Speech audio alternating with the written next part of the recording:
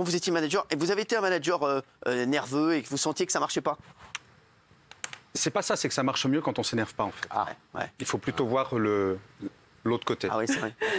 Les gens, en fait, je sais pas si vous avez déjà parlé à des gens qui viennent avec la boule au ventre le matin, qui disent j'ai rendez-vous avec mon boss. Mathieu.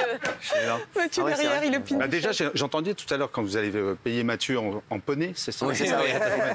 Non, mais à quoi il y en a qui viennent la boule au ventre? Alors, eux ici, ils viennent Alors, vous savez, il y a un chiffre qui est bien, on est 100 à peu près là. un peu plus, ouais, 150, ouais.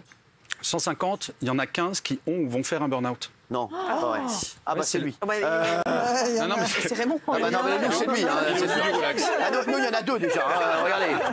Non, mais le burn-out, on est numéro 2 mondial derrière le Japon. Il n'y a que le Japon qui nous bat. C'est vrai. Alors, on va expliquer. Est-ce qu'on peut réexpliquer ce qu'est un burn-out pour les téléspectateurs? Alors, un burn-out, c'est un jour vous vous réveillez Ouais. et vous ne pouvez plus rien faire. Vraiment. Ça explose, littéralement. On a bugué. Ouais, c'est un bug, complètement. Ouais. Et c'est pas une maladie, c'est pas le Covid, ça s'attrape pas. C'est vraiment quelque chose qui fait qu'on est épuisé, littéralement.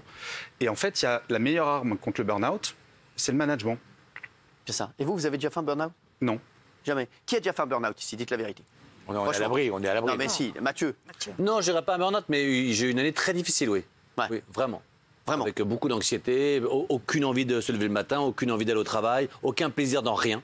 Ouais. De toute la journée. Ça ressemble à un burn-out. Mais Ça quel est ressemble un petit peu, mais j'arrivais quand même à aller faire un peu de sport, j'arrivais quand même à... J'étais pas allongé, mais effectivement, voir quelqu'un qui vous aide, qui vous donne 1 ou 2 médicaments pour essayer de vous le matin et aller mieux.